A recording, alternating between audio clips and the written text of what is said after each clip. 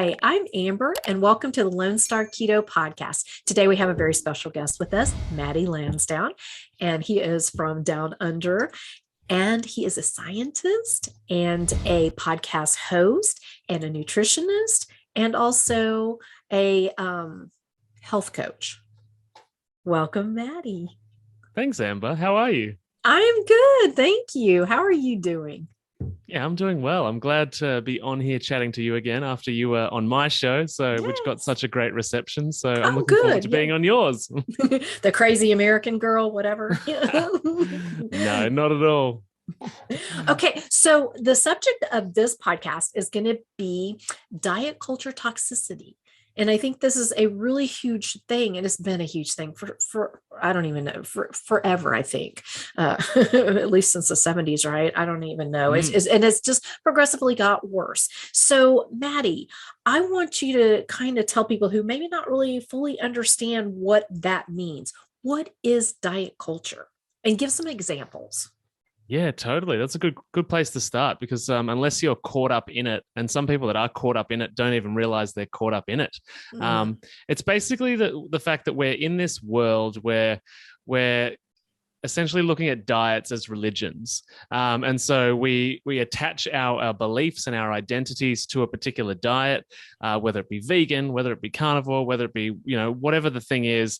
And we cycle in and out of these belief patterns. And so we go into this diet and we think it's amazing and it fixes everything and everybody should do it. And then we kind of fall off the bandwagon and then we kind of believe the opposite. It's like, nah, it doesn't work for me. It's a scam. It's a lie, and the consequence of that physically, and many women that I work with are very familiar with this, which is why I speak to this a lot. It's that you get sort of sold into this new idea, or this new diet, whether it be, the low fat thing or the 6 meals a day thing, or, what insert relevant diet. And you get sold into it and into this kind of indoctrinated into this belief system that this is everything. And the physical consequences are weight gain, weight loss, weight gain, weight loss, because we're not just focusing on how to level up as a human. We're focusing on a set of belief systems that we're trying to force upon our biology, which is, our belief system does not necessarily correlate to exactly what is perfect or ideal for the human body. And there's, the best word, in the word culture is the word cult, right? So a lot of these diets have cult followings. And it's amazing that these diets do work for some people, but I think as an overarching culture of society that you attach yourself to a particular way of eating is not, well, I know for a fact that it's not ideal for your biology for most people, and for also mentally, which is far more important, and psychologically, if you have identity issues, and this is the same with any belief system, if you attach yourself to a belief system outside of your own physical being, then you are at the will of whatever that organization, diet, does. And so a lot of people, especially through the last few years of the pandemic, have felt really, controlled by the government or an idea that, the opposite side of that, maybe it's like Bill Gates or whoever. And it's this stuff that we can't truly know, but we've attached ourselves to an idea.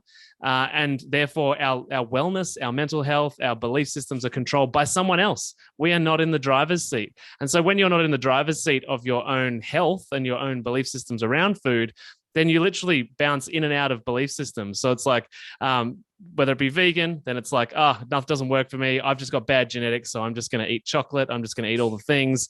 And we've got this whole culture now where even if you go to cafes, like, there's meals that are specifically for a particular diet. And I know for people that have intolerances and sensitivities and reactions, that's totally important. That's kind of therapeutic. That's not really what I'm talking about here. It's the yo-yoing in and out of one diet didn't work, so back to the old way of being. Try the new thing, back to the old way of being. And this diet culture is always focused on the physical. It's focused on how can I reduce my body weight and how good do I look in tight clothing, basically. And that is so incredibly superficial that none of these diets really last long, not because of the diet, because diet culture totally misses the point that you need to level up psychologically as a human and develop new belief systems in yourself, not in the nutrition, in yourself, that you can actually be a different person or eat a particular way.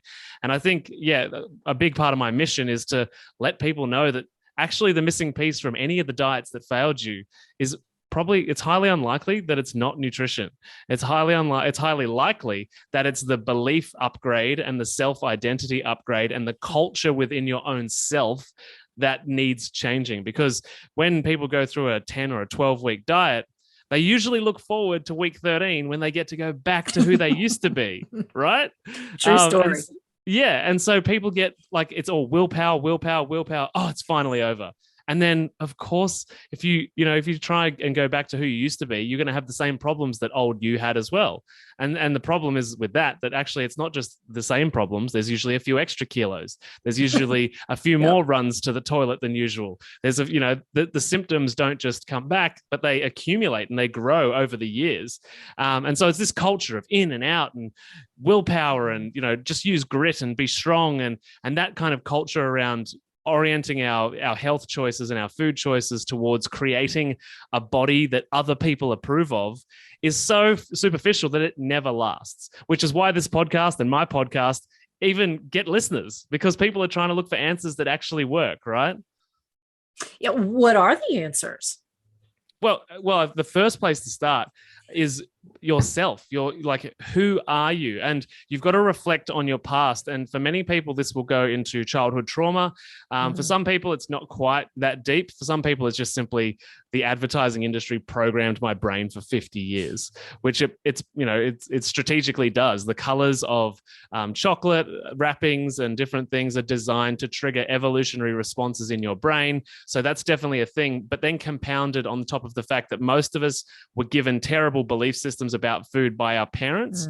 Now, our parents were trying to do the best thing at the time. They were trying to do amazing things for us, but unfortunately, they were also programmed by the food industry.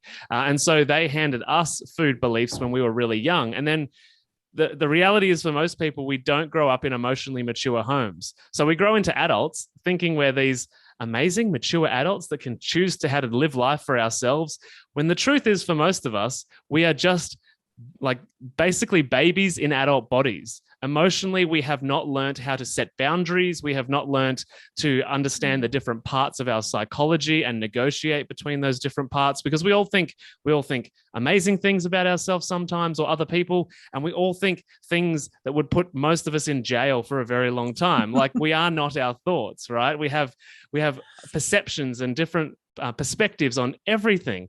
And so because we grew into these adults, unfortunately, the way that, and this is how I work with busy mothers, and I try and motivate people by saying the way that your children will live as adults is that when they get to that age, which we all got to, where we're like, oh, amazing, I get to choose whatever I want to do now. And when it comes to health, their point of reference is the parental figures when they grew up. So when they're an adult, they'll be like, okay, how do I look after myself? Okay, how did mum? It's usually mum who was the supplier of food and nutrition and meals, sometimes other people, but mostly mum. And they'll be like, oh, this is how mum used to look after herself. And if mum was entirely self-sacrificing, followed the idea of do as I say, not as I do, and all of these contradictory ideas around, no, you have to eat your vegetables, only mum and dad get ice cream after dinner, or any of this kind of stuff, or whether that belief system be eat all the food on your plate because the kids in Africa are starving. So you're encouraging overeating to solve problems that you actually cannot solve. And so we don't actually go through this phase unless you're very lucky to be in a house where you have emotionally mature and able parents that can teach you all of these psychological, things that I think we all need to be taught, so that we can actually create a culture, not engage in diet culture, but create a culture within our own personal being of respect. And for women, like, the self-love is often the thing that they find appealing, because when it's about your health and your wellness, because you have a standard for the way that you show up in the world and live your life, then you will just go towards whichever nutritional pattern makes you feel more abundant and more amazing, rather than attaching yourself to a group of people that have convinced you of whatever the belief system is. So I think this diet culture comes from a core place of not feeling enough, or not feeling able, or not feeling mature enough within ourselves. So, like, just in the same way we use sugar to fill voids, we go and attach ourselves to a community that we relate to, because everybody in that community is trying to fill the same void, right? So I think it comes back to, no matter the diet, there has to be an emotional eating and a self-development component before we even talk about food. That makes a lot of sense. And it kind of makes me think of like how kids get involved with gangs because they're looking to fit in. They're looking for an identity. They're looking for something like that. So it makes total sense. And I mean, I see it with my own eyes, and I'm sure I'm part of it too. But here's a question though. Okay. Like as far as you're talking about, diet culture toxicity, like I try to kind of stop doing this as much, but like you relate to, oh, well, what diet do you follow or whatever? Oh, I'm a carnivore.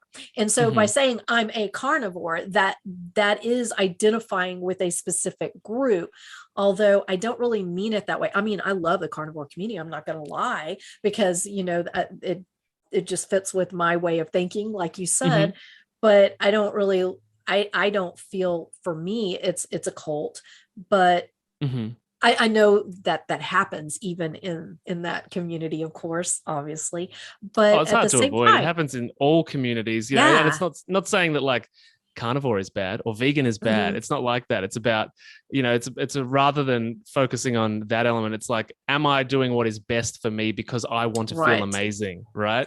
And do the values of this group represent that, or are we all running away from the same demon? Right. So necessarily, just because you say, oh, I'm a carnivore, and you mean it as in I eat meat based, right? Not as in I am controlled by this certain ideology or whatever. Well, and the other thing is too, that if somebody comes along and meets you and it's like, hey, I'm Amber, I'm a carnivore, you don't project, right?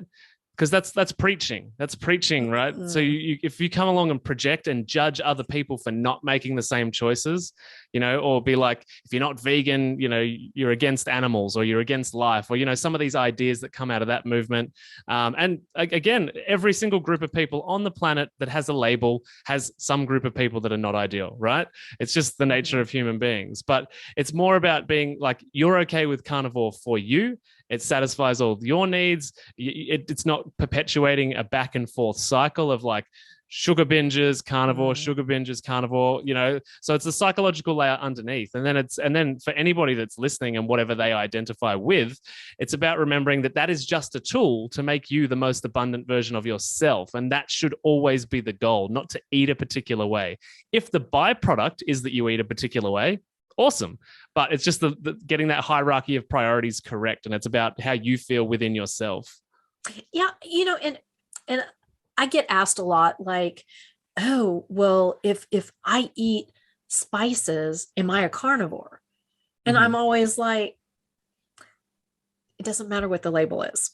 It doesn't matter. Who cares what label is slapped on you? I mean, I say it out of ease and whatever, but as far as a label goes, I always tell them, does it work for you? Does it fit you? Do you feel better? I mean, who cares if somebody in the community decides you're not carnivore because you're eating spices or whatever? Who cares? Or if you eat occasional fruit, if that works for you and it doesn't give you issues, and who am I to tell you that if you eat 95% meat and just 5% other, that you're not a carnivore? Totally. Yeah, no, I totally agree. And I think as well, part of the toxic diet culture is that thick black line, and it's like you're either this or you're that, and there's just no flexibility. And we're humans, we're complex, we're emotional, we're dynamic, and if we are imposing inflexible rules or systems upon ourselves, we will inevitably break those, because they have to be flexible to cater for the human experience. Absolutely. I mean, even, I keep using carnivore, but even within that, there is a huge range. There are those that only eat red meat, salt and water, period. And then there's others who are more, meat-based carnivore. I mean, ketovore, whatever you want to call them. And they still eat a little bit of vegetables here and there, but they're pretty much primarily just all meat-based. But then there are others that will say, well, that is not carnivore. Totally. But it's like, who gets to decide the exact rules and kick you out of the club because you don't follow exactly whatever? I mean, I drink brewed cow and I have spices. Okay. Mm-hmm. I admit it. And then occasionally I will have alcohol. Ooh, I am not promoting that, y'all. I am not. But I do what I do. But yeah, but promoting the idea that you're a human, right, is great, because so many influencers out there are like, I am perfect in every way, and this is the highlight reel, and I never break the rules, and it gives this idea, it perpetuates diet culture, because everybody of one of those followers, and I hear it from my clients all the time, like, I follow this person, I can't do what they're doing, but I'm trying really hard. And it's like, yeah, one, you don't have their genetics. Two, you don't have their life. Three, like, you're just entirely different. Your whole life experience is entirely different. And it doesn't mean that I definitely think we should all be progressing towards health, abundant health, right?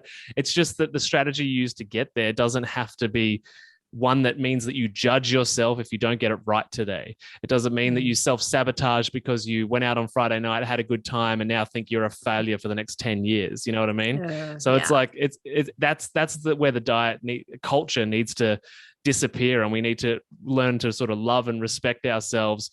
But the other thing is too, there's those kind of people that have put that thick line in the mud, then say that it's here. I see those clients too, and they say, I check my bloods, and I say, hang on, how do you feel? Yeah. And they're like, I feel amazing, but this is up in my bloods, or this is low. And the same with the scales. You wake up in the morning and it's like, I feel amazing. But if that number is going to dictate how you feel about your own self-worth, or whether you should go on a particular treatment or anything like that, you've got the priorities the wrong way around. And that's a result of our over-medicalized world, is that we outsource our own intuition and intelligence. And that's part of the medical problem, is that we do not allow individuals to be an expert on themselves. So they say, the data says this, the data says this. And it's like, hang on, are you the best you've ever felt in your life? Like, and they're like, yeah. I'm like, all right, you're probably doing the right thing. For you and your body, your circumstance. And, like I always say that I'm carnivore right now, but if something changes and it stops working for me, or it starts causing me issues that I'm aware of, I'm open to changing things. I'm not going to stick with it just because, and I mean, I can't foresee anything happen, but you don't know. I mean, totally. And things change. Your body changes. Circumstances change. Your goals change. So you can't ever say, oh, this is the exact only way I'm going to eat forever and ever and ever. Never change anything. Never add anything. Never take away anything. Always going to be exactly like this. You can't say that.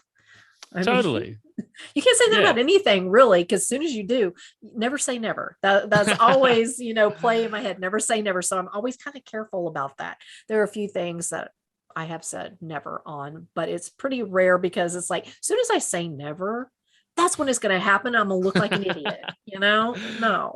Totally. And there are a very few people that are extremely rigid type people. And again, it comes back to, if that happens to work for that one individual, they're probably rare, but awesome. Like, you know what I mean? Like, most CEOs, I studied forensics, was my first degree, right? Most CEOs have the same psychological profile as serial killers. So the point that I want to make there is that if you find a healthy outlet for your personality, amazing. If running a company that helps millions of people instead of being a serial killer, like, that's great. And if you find a diet where you get to be really rigid and impose that and feel good about that on yourself and not others, great. But if it starts to make you feel restricted, trigger binge eating, reactive, you're not fun around your friends because you're judging everyone for their food choices, then, like, we need to change things up. There's some voids that you're trying to fill that you're currently unaware of. I absolutely 100% agree.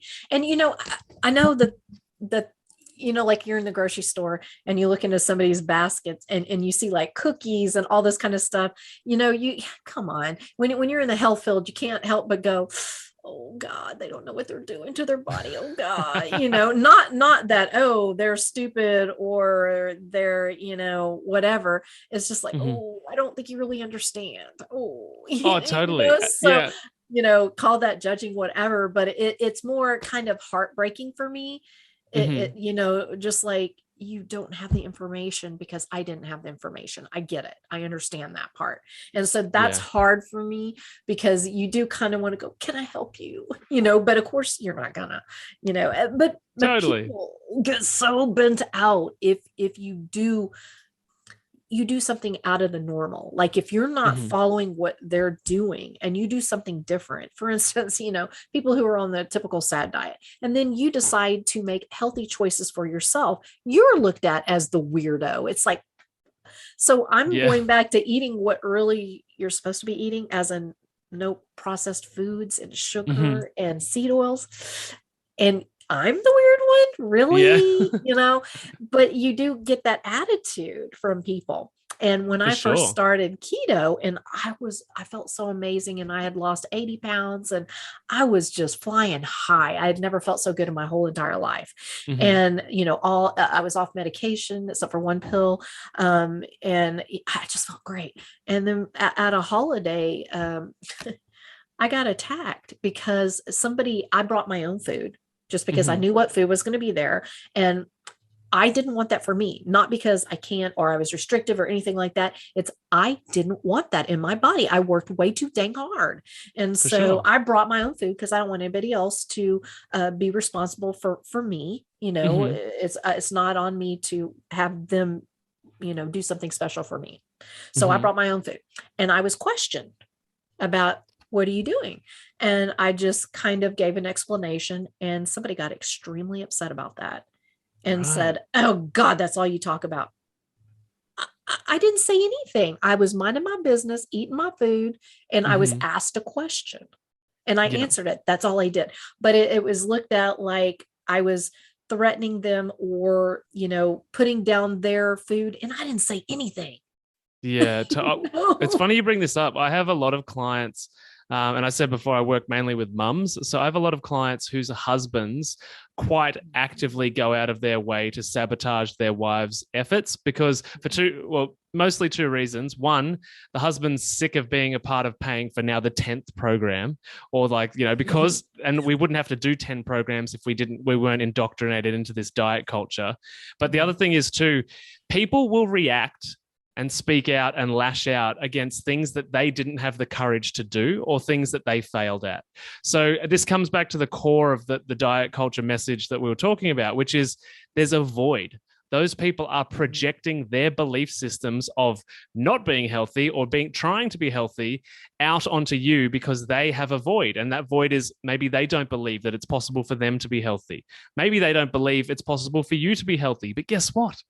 Go away. It's not your right to project your belief system onto me, right? So anyone that judges you, reacts because you don't have a coffee and cake with them at a cafe, or if you go and visit your nan and she's angry that you didn't have biscuits, they are projecting their belief systems onto you. So the way that I try and encourage people to deal with that is, if you frame what you're doing in a really emotional way about your wellness, and be like, whoever it is, honey, nan, whatever, when I eat this way, it really gives me some problems, and I feel really unhappy in my own body. And I'd really love your support to help me get to feel better about myself, because I can one, feel better for me, but two, I can show up better in the family.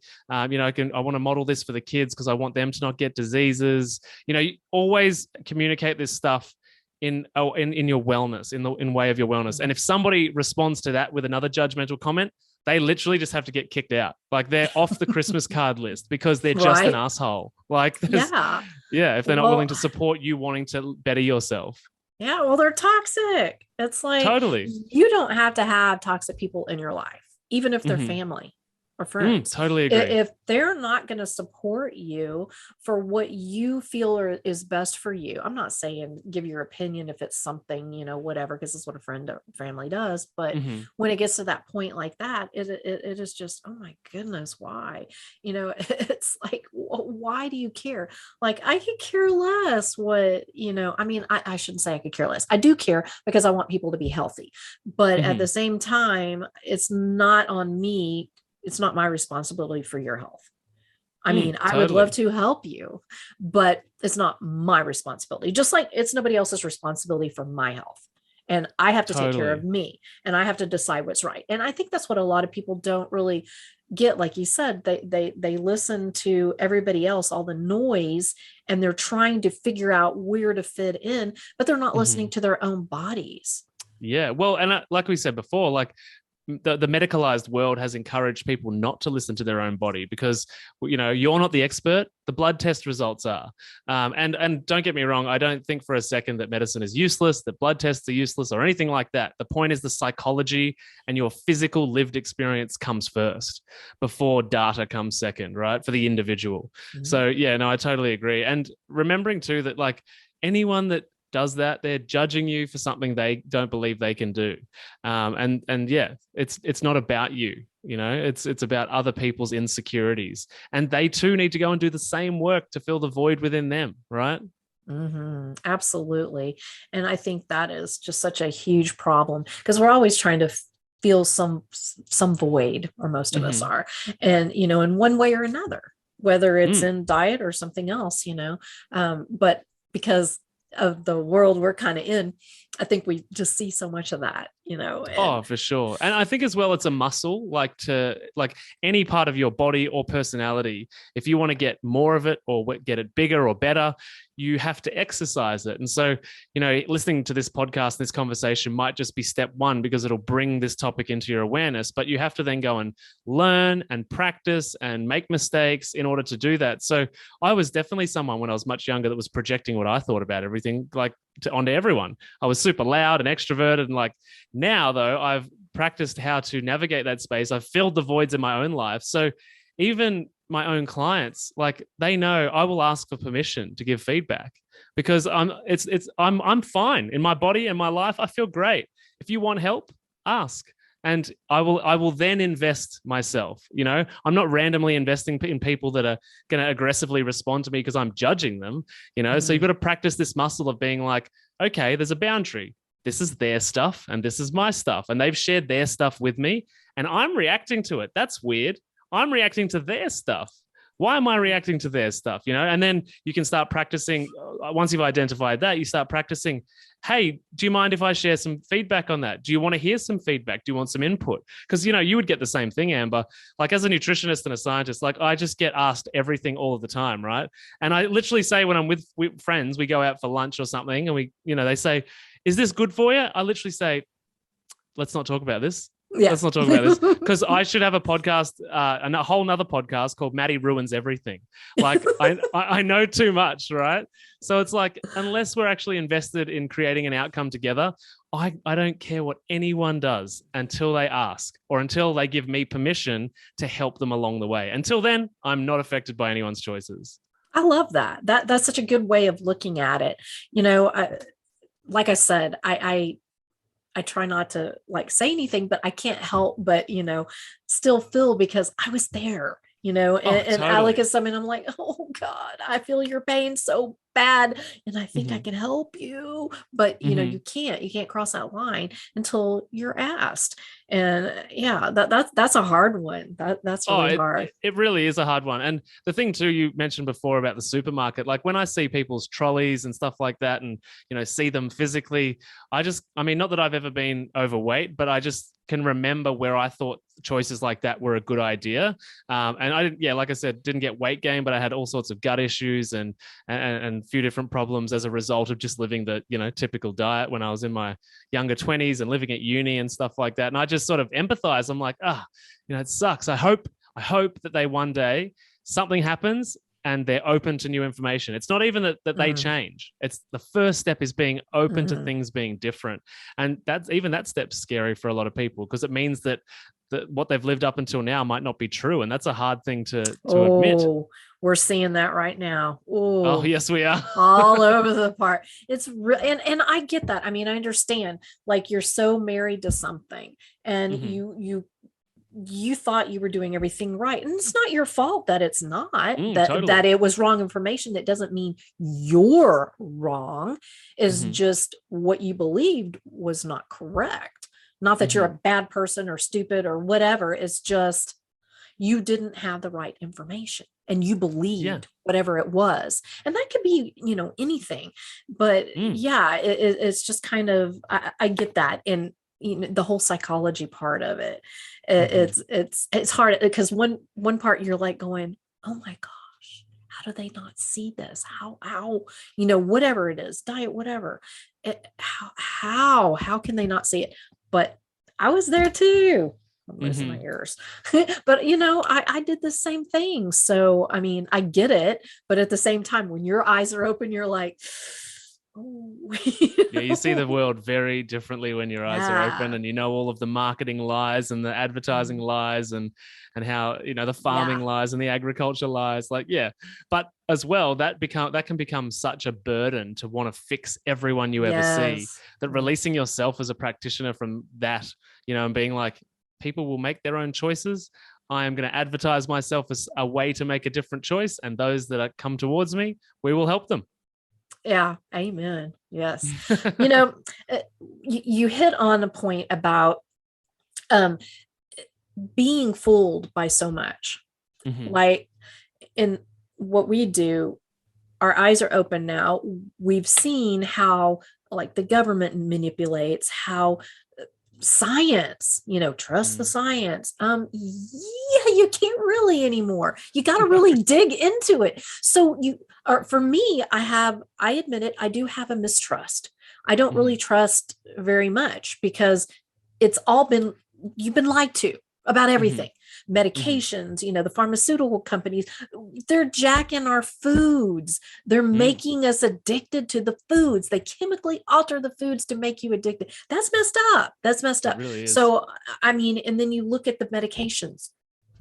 And what's going on with that, and then next thing you see all over the TV, if you've been blah blah blah, there is now and you're like, I'm sorry, I don't really trust anything. Okay, now the point I was going to make, I got something in my comments day before yesterday.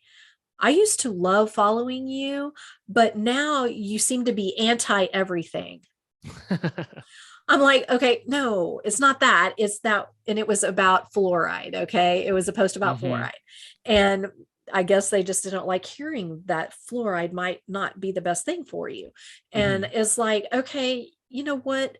Maybe a year from now, we're going to find out that, oh my gosh, fluoride is the bomb.com. Everybody eat tubes of toothpaste or whatever. I don't know. But you still should be aware and be exposed to the information, whether you like it or not. So you can think, you can try to critically think, go do your own research, apply it to your life, figure it out. It doesn't have to be a right or wrong. And so it's like, okay, so I'm not supposed to put out information that maybe people don't really want to hear because it kind of challenges their belief system.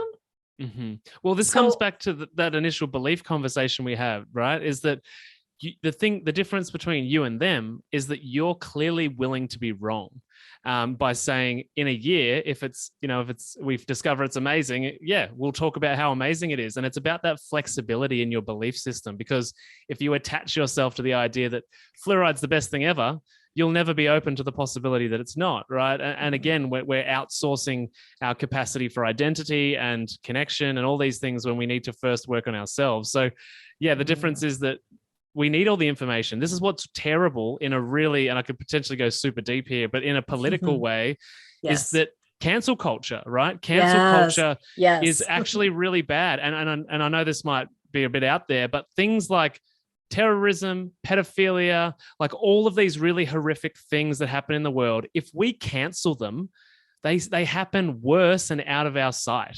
It's better to know the enemy, right? It's better to know where these people are, what they do, where they hang out, so that we can actually have some kind of control over that industry, which sadly is going to exist, anyway. But if we just delete all these things that shouldn't be on social media, and I say this as someone that has been deplatformed, because of my opinions about health and wellness, if we start demonizing these categories of health, then we can never be exposed to the information. And it's the same with really terrifying things in our world. If we're not exposed to those realities, we live in this fairyland where we think nothing bad happens. And, out of nowhere, we had communist governments all over the world. Where did that happen from? Oh, that just kind of happened overnight, didn't it? So I'm a big advocate that I think there's all the evil in the world, whether it be food, whether it be anything else, should be basically within our reach, which so that we know where it is, what it's doing, how to protect ourselves from it, rather than bury it underground and it just appear one day when we're in this delusional world of like, everything's totally fine. I totally agree with that. That makes a lot of sense. Even though I may not agree with something, I would defend your right to be able to talk about it. And I don't think that we need to be having labels of misinformation, because who gets to decide what is misinformation? Who gets to decide that?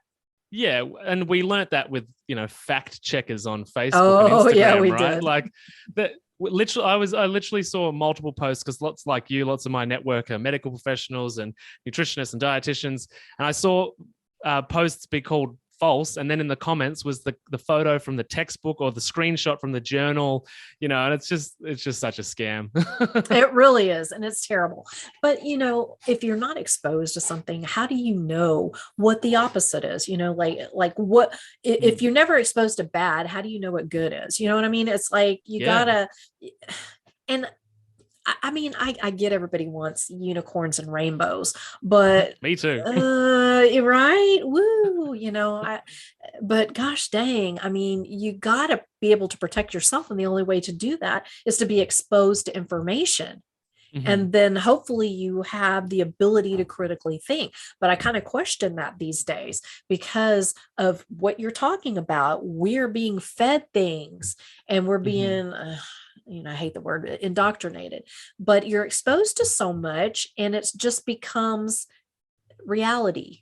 You say something enough, it becomes real, even though it is absolutely not real. If you told somebody who is 95 pounds, 5'5", that they're fat enough times, they're going to start believing it. Totally. So, I think this constant, screaming out there about certain things, and then you just, people start believing it. So if you're not allowed to even see the other side, but I think that's the point. Yeah, no, totally. And I think that comes back to that, initial, like even the human body, right? It's designed for external eyes, nose, smells, taste. It's all about incoming data. And we're not taught as kids or even adults really that actually we need to go within and learn about within and create this culture within ourselves of curiosity and learning, and that maybe there is no truth, or maybe everything's truth. You know what I mean? It's like, it's not this black and white thing, especially in medical and science research. Like there's a study to prove and disprove literally everything, right? Yes. And so I think, it's about cultivating this curiosity in our children, in everybody that's listening. Like everything you hear, instead of attaching your identity to it, just be like, what if that's not true? Like literally every day of the last 2 years, and I've worked as a vaccine scientist in my life, every day of the last 2 years, I have a particular set of thoughts and opinions. And every day I would say, what if I'm wrong? You know what I mean? And it's because I don't want to get so attached to this belief system that I turn into a crazy person, basically, right? And it's the same with health and nutrition. And I think as well with that curiosity, you'll start learning that for thousands of years, we have lived as capitalists, and people will do whatever they need to do to collect more capital and more power. And if that's the vegetable oil industry or the agriculture industry or the sugar industry, they're going to keep doing it because it gives them and their family and their communities literal power over thousands, millions of people. Yeah. And that's the thing. The whole power is a drug, money, power, money. It's this thing. And if you look at each, thing that we're talking about, whether, it's fluoride, follow the money, follow the whys. And then you got to kind of go, okay, maybe it's a good thing, but wow. And you start putting the pieces together and you start questioning. I think that's my biggest thing is when you're not allowed to question something. And I'm talking about anything, not just this political climate. I'm talking anything. If you're not allowed to question it, especially science, for heaven's sakes, that's kind of the whole point of science, right? Hello, as a scientist, Isn't Yeah. that what you're supposed to do? You're supposed to try to disprove your, your theory or whatever. Well, It that's makes one no of the sense. problems though, right? Is that like we, in the beginning, maybe science was this, amazing new way of thinking and looking at the world and testing and experimenting. And the trial and error idea of experimentation is very useful and obviously has created lots of amazingness over the last 150 years. But now we've got such an academic inflation that we don't realize that everybody that's got letters after the end of their name, they were taught to think about problems in one particular way of thinking. And and the people that we think are the most prestigious are usually professors that have done that way of thinking for the longest. So actually, it's like the more intelligent and up the hierarchy we get, the more rigid we get in our thinking, and the more that we have, the longer that we've neglected other ways of thinking, other perspectives, other ideas. And so we're back to this world that we've got now, which is a capitalist, medicalized world that thinks one way. And if you think another way, you're a threat to the system, so you should be eliminated. Right? Exactly. Oh my gosh. And I see this all the time. And, like when, let's just pick on dietitians, but the way they're taught and who sponsors a lot of the education, Totally. but they have gone through all of that school, all of that work, and they believe in this because why would they not? And then they go out into the world and this is what they talk about.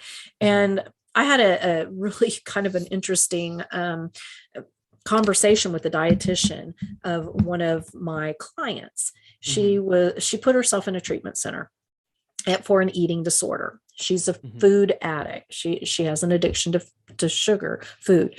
And when I talked to the dietitian, and I was explaining to her, okay, she's been diagnosed with, this addiction, blah, blah, blah, whatever. And then the dietitian was like, well, there's no such thing as that. You can't be addicted to any food. You have to have food to live. So it can't be an addiction. But this is what, the belief. And I was just like, honey, I lived it. I know. Yeah. I have personal experience with this. And don't even tell me it's different than another addiction because I've had several. And that is not drugs. Okay. I don't want to say that. But, oh my gosh, I was just blown away. And the more she talked, the more I was like, whoa. And the whole restrictive eating thing, that you need to eat all the food, including processed food and the cookies and everything. My client was kicked out because she didn't eat cookies, pretty much is what it boils down to. Yeah, wow. All she said, she wasn't restricting. She just said, I need to be off processed foods and sugars. It's not about restriction. It's because I have an addiction. And they were like, well, if you're not going to eat desserts, because you shouldn't, get rid of everything. But that's how, in the conversation I had with her, my mind just blew. I was just like, wow. But that is what they're taught. And if, like you said, if your mind is not open, yeah, and that's the same projection of her belief systems, right, onto that particular patient or client, is that she's like, no, it wasn't in the book that I read, so it can't be true. Yeah, it was really sad too, because there was a lot of good that was happening, but so the belief systems are kind of crazy. They are. We get so attached to them. Yeah. Okay. So how does diet culture affect your mental health? I know you kind of talked about some of that, but get a little deeper, because I don't know if people fully understand how damaging it can actually be. Totally. Well, I mean, it's fundamentally the cycle between anxiety and depression, right? So is the way that I like to think about it is that anxiety is about fear of the unknown future, and depression is about the regretful or unfortunate past. And so we often go in these cycles where we have these different parts of ourselves where we essentially cycle between the child version of us. So we've all got a child within us because we were once a child, and we've got the parent. We've got a parent within us as well because we grew into this authoritarian world. And so what happens is we end up in this yo-yo mindset. And there's a module in my program called Unlocking the Yo-Yo Mindset. And the idea is that we grow into this conversation in our head where we go between the authoritarian and the rebel, right? We're like, Monday morning, okay, right, I'm not going to have any cookies. I'm not going to have chocolate. I'm going to do the diet. It's going to be amazing.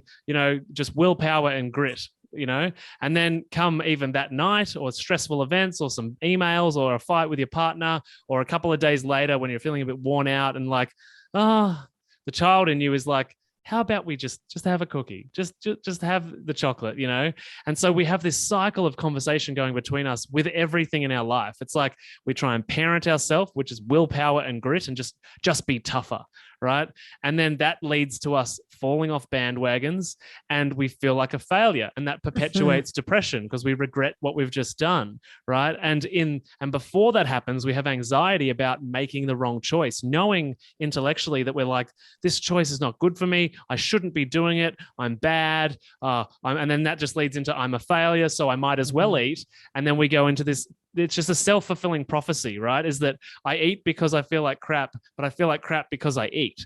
And it confirms this thing perpetually about ourselves. And so, unfortunately, that for many people leads to depression, anxiety, but also just from getting up and looking in the mirror and then thinking, I got here because of that cycle. Yet dietitians, nutritionists, and doctors tell me to use that cycle to get healthy.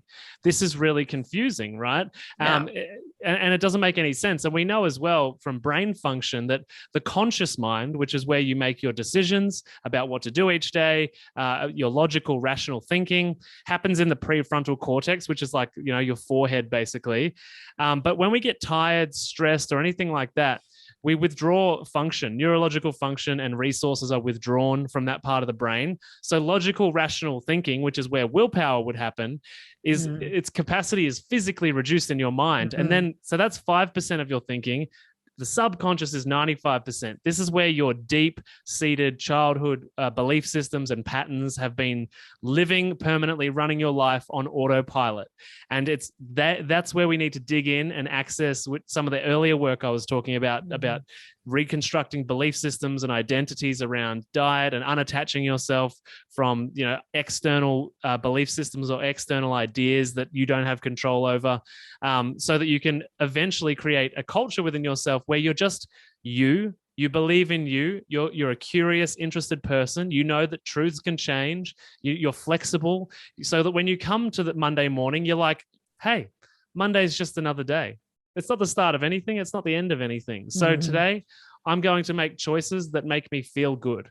And then when you get to a choice that maybe you wish that you didn't make or you have some regret about, you stop, because if we break this yo-yo cycle in our mind, we're not going to beat ourselves up, and we're not going to try and be the rebel and say, well, we've done it once, let's just have 100 of them, right?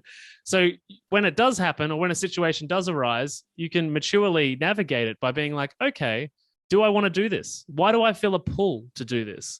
Which part of me is that, right? And so it's about getting back control, which is why the emotional eating component of my course is about being back in control of your food choices, because it puts you in the driver's seat and takes you out of the back seat of the car, basically. But whenever we use this parent-child conversation in our heads, we are always going to fall off the bandwagon, because the child will always seek to rebel against you putting rules upon yourself, just like every teenager does, right? The more rules, the more opposition or ways and loopholes the teenager will find to break the rules.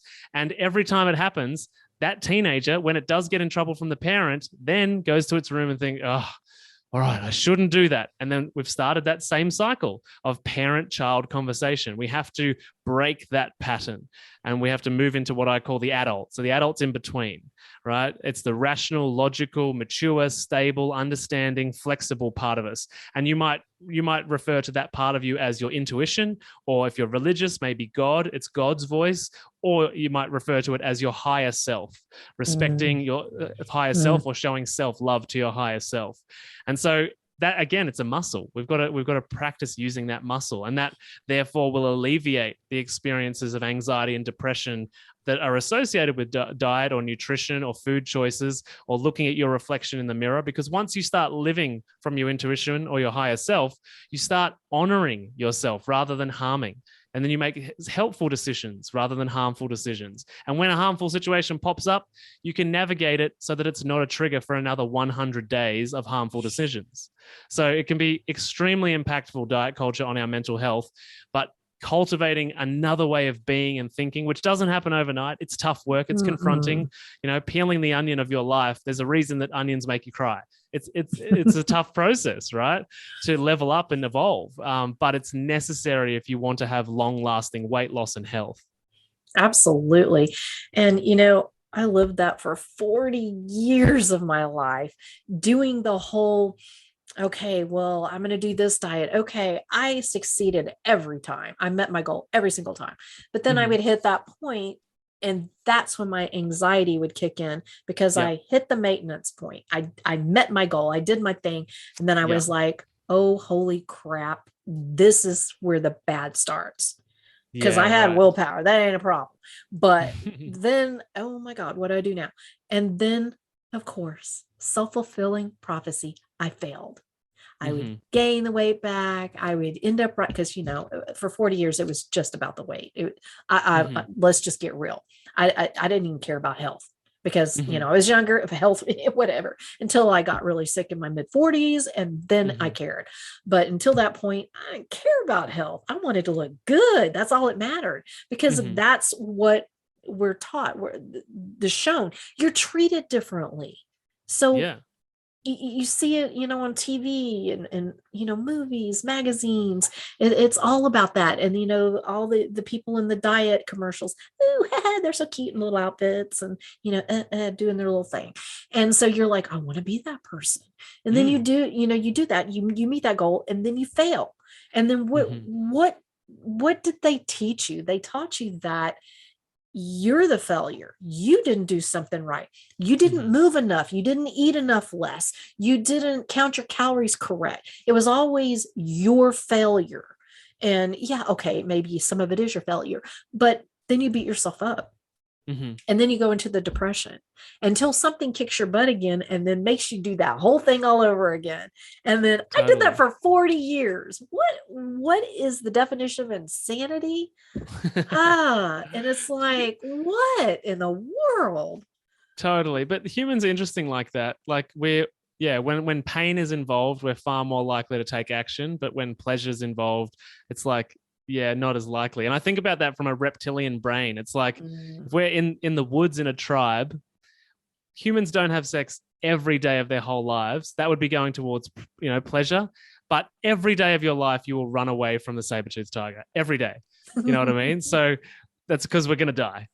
So it's the same, unfortunately. Like, and I see that, and you would see that too. Like some clients or patients that come through, and like you just sadly know they're just not suffering enough, like in order to do what they need to do, or a family member.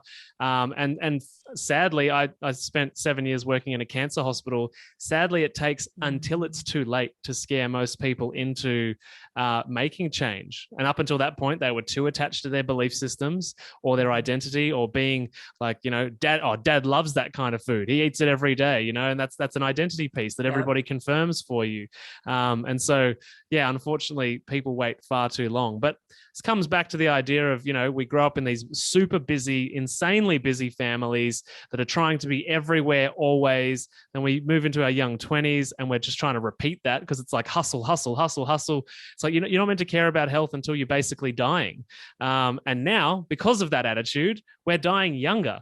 But like the kids' generation right now is the first generation that will die younger than their parents, because we've taken this attitude of external, everything else, win at everything, do all the things, and forget about, hey, me. I'm actually, it's okay to actually look after me, and self-care is important, and everybody should self-care, no matter how busy you are. And if you have a belief system that being a mum means you've got no time for self-care, I will introduce you to the hundreds of clients of mine that manage to find time for self-care and health, that are busy mothers. You know what I mean? So they're all just belief systems, and we've got to start focusing on us again. Yeah, I love that. I love the whole self-care thing, because I will tell you, as a young mother, whatever, I did put myself absolutely 100% on the back burner. I didn't Hmm. exist. I didn't Yeah. exist. I was a vessel, then I was a food machine, then Hmm. I was, and they were my top priority, which, yes, okay, I wouldn't change that. But I also Hmm. completely lost myself. And I think that was also part of the whole, struggle thing going on. And that was Hmm. really the really bad parts. That For 20 sure. years right in there, that was just really bad, because I didn't value myself. Totally. I was just a thing, doing things, and so, but that is a sign of a good mother, don't you know? And Hmm. if you try to do something else, you're selfish. I Totally. love that selfish part. Yeah, well, and I guess many women would probably say that that's just a consequence of the patriarchy, right? This, mothers are there to serve everybody else except themselves. And like Mhm. I think we talked about this earlier, was that unfortunately the truth is your kids are going to grow up and copy you. If Mhm. you lived the years of being a mother whilst your kids were at home and you sacrifice yourself, and you don't prioritize yourself, you never take care, you answer everybody's question with yes, yes, yes, yes, yes, yes, always, then unfortunately, as soon as your kids are adults, they're going to do the same thing and they're going to have the same health consequences, but sooner, because we're just in that Yeah. generation where our parents got it a bit earlier and now the kids are going to get it even earlier. So this is not to guilt anyone. Like, again, like, mum guilt is real, dad guilt is real, and feeling like, this is part of the emotional challenge of parenting and even being a leader in a business or anything like that, is that Mhm. making these decisions are the difficult decisions that, life navigates and gives us to be able to navigate. And so, yeah, you've got to develop an understanding for yourself that caring for yourself benefits the kids, it benefits the Mhm. family, it benefits the business, it benefits everyone around me, because I can show up, my tank's full, I'm ready to go, I can have the deep conversations, I can deal with the screaming Yep. kids. But if I never take that time, by the time the kids move out, I'll have 3 diseases, 40 kilograms or 100 pounds that I don't want. And it has you pay the price. There's a toll for that kind of thing. I mean, yes, listening to this podcast might be the first thing that's like, okay, maybe I have a belief system about being a guilty mum, and maybe this is the conversation that they listen to that is like, okay, maybe I can think about the world differently. And there'll be teething problems. Everybody's going to need to adjust. But guess what? You're worth Mm. it. 100% they need to adjust. Absolutely. I could not agree with that more. And I do think that we, sacrifice ourselves so much. Mm. And yeah. And you think that that is what's expected, Mm-hmm. or and the thing about self-care, I think a lot of people, they just think bubble baths and, Yeah, pedicures or whatever. totally. But it's a lot more than that. Mm. Not that that's bad. That's good to take time to, do something you enjoy, of course. But there's so much more to self-care. Talk Oh, a there little really is. bit, like, what do you tell your clients? Like, how do you get them to be able to prioritize themselves and actually take care of themselves in the way that will help make them better? Mm-hmm. Well, and I guess so. The theme of the way that I do things is always to start with the self and the psychology. So it's less about a list of activities to go and do, and more about developing self-worth. Because once you believe you're worthwhile, you will begin to prioritize yourself, right? And you'll Mhm. begin to see the benefit for not just you, but everybody around you. If mum is fueled up, right, or if you, whoever you is in your best possible state, right? So we start with, working out, why do we do the past things that we do? Why are we stuck in the go to the kitchen, swing on the pantry door for a while, at random times of the day or the same time of the day? Why does that happen? If we don't know why the things that are there currently that are causing the problem exist, we'll never be able to fix them. Because it's literally like trying to plaster over a hole in the wall. If you don't actually put some reinforcement around the hole in the wall on the other side, then it's going to become a hole again soon, right? It's the same with a pothole in the Mhm. road. If you fill it with sand, the rain's going to wash it away. Same scenario, is that we need to understand why the past is the way it is, so that we can get in there and fix the parts of that need upgrading. Because if we don't know what's going on there, then we're just going to use willpower to try and self-care for a few weeks until we go back to being our old selves. So once we identify our habits and understand the anatomy of our habits and which parts of our habits are automatic reactions that we now need to bring back into the conscious mind and back into our awareness to start playing with different ways of going about that habit, or even the function of that habit. Like, what emotional feeling does it get? Does eating the ice cream at the end of the day make me not feel lonely? Like it's these kinds of conversations we need to start having. And it's not about just stopping it overnight either. We need to observe it a few times as it happens, to be like, okay, this is what's happening. This happens when, when husband comes home from work, or this happens when I have to pick the kids up from school. I have this unconscious reaction that just goes into this automatic pattern, and it might involve sugar or, whatever, unhelpful behavior that it involves. And so it's not about just eliminating those things. It's about identifying the parts that need replacing and need attention, and then replacing them with healthier alternatives. And we do it progressively. We don't necessarily go from ice cream to kale. In fact, I would say you should never have a not never is a broad statement, but 99% of the time, these replacements should actually never be food. They should be physical experiences, whether it's breath work, whether it's a walk around the block, whether you've got a bit more time and you can catch up with a friend, or even if it's being intimate with your partner. Like, it's satiating that need that you clearly have in that moment. And to pretend that need is never going to happen, like fad diet culture says, it just says be tough and pretend like life's, it's easy. Unfortunately, those triggers are going to happen. So yeah, we need to understand the past in order to create a better present. I love that. And I think you hit on something so incredibly important, is awareness, because how can you change something if you're not even aware of it?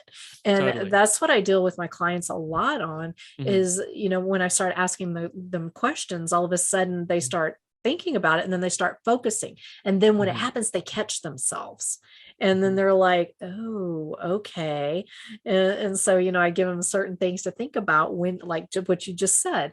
Okay. Like when you feel the need to go open those bag of chips or whatever, what are you feeling? What's going on at the time? What is it? A habit? Is it a comfort thing? What is it that, is causing you to do this? Is it an addiction? Is it something you physically can't control? What is it? And if you're not aware, how are you going to change? Totally. It's like trying to fix a car, lifting the bonnet in the night and trying to figure out which part is the problem. Like, you can't see anything, maybe you don't even know about cars. So it's like, I can't change anything because I don't know anything about it. Exactly. That's a good point. That would be me. I'm sorry. I know. I'm a Texan and I no. I mean, nails and stuff. No. Okay. Let's see. Ew, okay. You probably have already kind of talked about this, but kind of re-emphasize, what is your number one pet peeve when it comes to diet culture? Like, what is the one thing that just makes you go, ah? I think when I see the advertising like 10 kilos in 10 weeks, or that kind of, or lose 9 kilos and get your money back. There's a gym here in Melbourne, or a franchise here in Australia, that does, I think it's 9 kilos in 6 weeks and you get your money back. And it's just the problem with that is it's perpetuating everything we've talked about that is wrong with the health industry. You need willpower. You're going to go on this crazy starvation diets, which might damage your metabolism.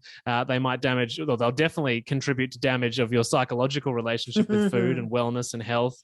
And so, every time I see one of those, I just roll my eyes and I'm like, eventually all those people on that are going to find me and we're going to fix them. Yo, yeah, that is really sad, because let's face it, everybody wants the easy way out. I mean, we do. Give me a pill, and I think, because my eyes are open, when I see people just, okay, well, I'll just take my insulin, and I'll have the piece of cake. I'll just up my insulin. Same thing. No big deal. And then I'm like, oh my God, you don't know what you're doing to your body. Oh my God. But they just, have this kind of mentality that way. It's just easier. It's just easier. That way I can have my cake and I can eat it too. What's the problem? Totally. That's one that really makes me nuts. Yeah, fair enough. Me too. It's we all want an easier life. That would be great. But I think you reach a point in your life, and that might be 20, that might be 60, where you realize that the point to life is continually overcoming struggle. And that is what gives your life purpose and meaning and feeling fulfilled. And yeah, the easy life, unfortunately, leads to more pain and suffering. That's true. It is true. And I mean, I get it because I did all those potions. I did all of that thing looking for that miracle. Now I understand why I did what I did because of the food addiction issue I was having and, all the craziness and the abuse of diet pills back in the 80s. That was good stuff and bad good stuff. And, laxatives and diuretics and all that kind of thing out of desperation. Because it's like, well, maybe this is the answer. Maybe this is the answer. Maybe this is the answer. And so you're like searching and looking to find the answer, but you're asking the wrong question, Totally. And using the wrong tool, right? Yes, so much so. But, again, took me 40 years to figure it out, but okay, whatever. At least I guess You're here now. I'll go, I hope. Okay. So I wrote this question down. Are fat people less valuable? Yeah. Say that again. Are fat people less valuable? I got that from somewhere. Yeah, that's an awful idea. Right? Yeah, that's such a toxic idea. I don't think anyone's less valuable than the next person. Your contribution is how value should be measured, I think. As an individual entity, I think all of us don't have much value until we contribute, right? Until we, contribute to the community or to our clients or to our workplace or to our family. I think, quality of humans should be measured on the way that they give. But the idea that overweight people are less valuable is a terrible idea. It is. And I'm not sure what triggered me to write that question down. I don't remember, but I did these a while back. But I know as an obese person, I know how I was looked at or how I felt I was looked at, because you're assuming. And, it's to the point where you're even embarrassed to go to a buffet because you're afraid people are going to judge you for that. Right. So, and let's get real though, seriously. If you are pretty and you have, a decent body, whatever, doesn't have to be perfect, you have an easier time in the world. Yeah. Well, that I think will unfortunately be true forever because we are animals. We are a species that is looking to procreate and create stronger, more genetically fit humans. And that's the same for all animal species, whether it be the bird that does the better dance, whether it be the lion that hunts a bigger beast. I think that is an unfortunate reality of being human. It doesn't mean that your value goes down. It just means that you have to seek value in a different way. Absolutely. And I think for me, like when I see morbidly obese people in public, I'm not judging the person, but I'm looking how others judge that person. And it brings me back to what I went through. And, sometimes there's one time where I just had tears in my eyes and my husband goes, I know what you're thinking. I know what you're thinking. And it wasn't because I was judging her. It was a lady. It wasn't because I was judging her. It was because I know what was going on and I know how she felt and I know she knew what was going on. Yeah. That's the part that really, hurt me because I was like, I'm going to go, I'm going to get in the middle of this. I'm about to get, because it's like, totally. It's so wrong, but it is true. That's kind of how our society treats people who don't fit this aesthetic version of perfection, totally. Whether it's in looks or body. Ways. Yeah, totally. Okay. You were going to say something. Did you say just to let me know? Oh, yeah, I was going to say, the invite I got for this was only an hour, so I actually have to go as soon as we can. No problem. Okay, can you just sum up really, really quick? Sorry, I didn't mean to keep you so long. Really totally quick fine. About your carnivore experience or your dinosaur diet that you call it. Just really quick. Tell me the breakdown. Yeah, sure. So I did it for the same reason, I guess, that everybody tries it. Like, I didn't need to go on a diet per se, but I like, as a nutritionist, to be able to experiment with all of these different tools. And so, yeah, I wanted to give it a go. I did it for about 5 weeks. And I guess I'm coming off the back of it now. I'm on day 3 of a fast. I wanted to finish with a fast just to see how deep I could get my ketones and stuff like that. Again, it was just out of curiosity. I didn't sort of, go into it for any health reason, but yeah, I've really enjoyed it. I mean, it took my gut about 2 weeks to adapt in the beginning. So there was a bit of experience there that I was not loving and thinking, but I knew from experience that there's going to be a couple of weeks of adaptation. But yeah, I really liked it. I really liked the experience, the way that I felt. I liked just how easy it was to shop for. There was no label reading. There was no, anything like that. It was just, I knew what it was. But I think, at the end of it, I thought, I could probably do that for a couple of months. And I want to do it again for like 3 months. I also ate in that. I included liver and heart throughout the month as well, and lots of broth and bone marrow as well. So I feel if I was guiding anyone through it, I'd encourage that type of consumption to make sure we're getting all the micronutrients and stuff like that. So, but it was good. It was good. I think it was a good month. I felt great. I definitely missed.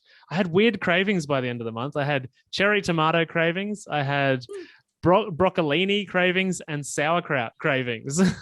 How interesting. Out of all the things, that's what you're getting. That's really funny. So, but no, it felt good. It felt great. I enjoyed it. Good. Okay. Yay. That's good.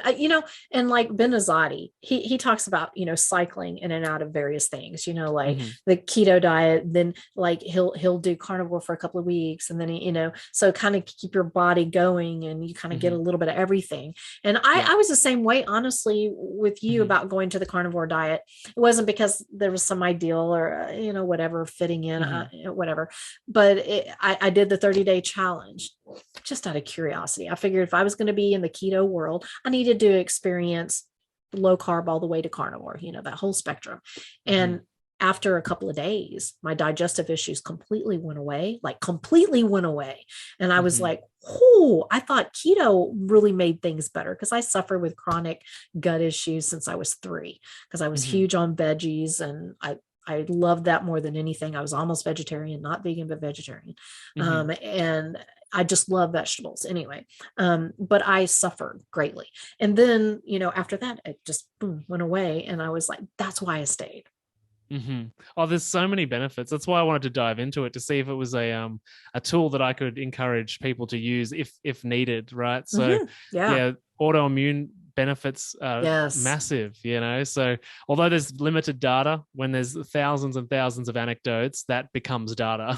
Right, exactly. Yes, it's very interesting, but I'm glad you had that experience, because I think it is kind of funny, because I did the same thing. I did exactly the same thing, but I just decided to stay because I felt pretty dang good. So totally. I'm always willing to change if I start not feeling good. So this it's is all what's good. great about you, Amber. Well, Matty, I'm sorry I kept you too long, but thank you so much for coming on. It's been a pleasure as always, and I will talk to you soon. Hey, y'all, while you're here, subscribe to my channel, go follow Matty. And why aren't you on Instagram? Is that the one you got deplatformed on? I actually don't know. I actually have no idea. I wasn't overly outspoken about anything particular. So I think it's just people don't like that medical professionals like myself have a different opinion to the government. So I appealed the decision. I've had it's a digital dictatorship. I was not given a reason as to why, and I wasn't able to appeal. or provide any of my own evidence. So that to me is a communist dictatorship. I agree with you. Well, I'm sorry that you're, because I've checked a couple of times and I'm like, what is going on with that? And I meant to ask you that. Anyway, well, thank you so much for coming on, Matty. It's been a pleasure. You are very welcome. Thanks for the invite. Absolutely. Bye, Matty. See ya.